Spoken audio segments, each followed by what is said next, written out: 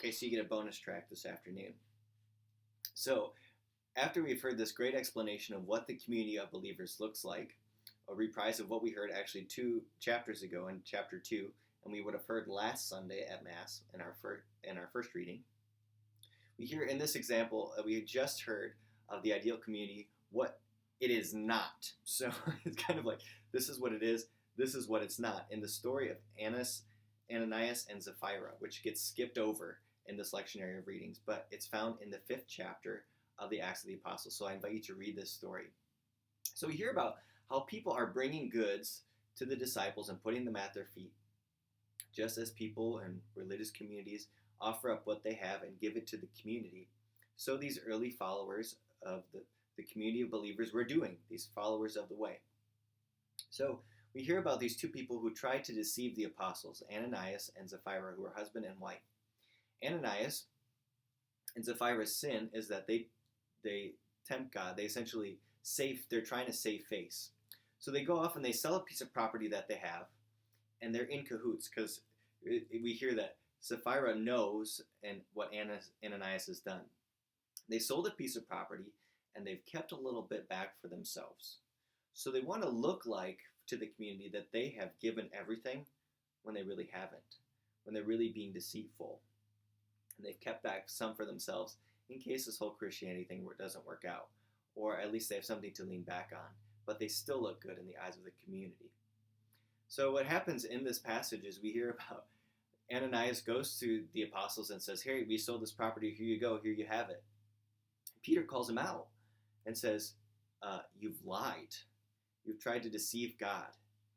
And essentially by saying you've tried to deceive God, it's a way of saying you think that God can be deceived and therefore God is not God. God is not truth.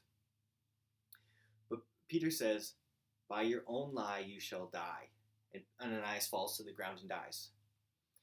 Shortly, a couple hours later, we hear about Sapphira coming to the apostles, not knowing that her husband has passed away, saying the same thing.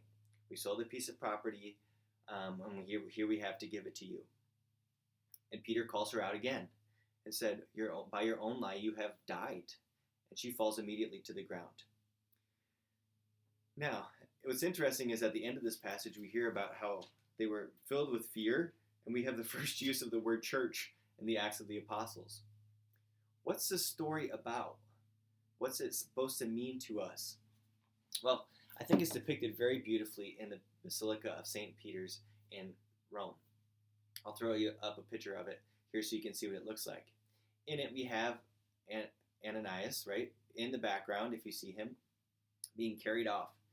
In the foreground we have Sapphira, who has fallen to the ground, right?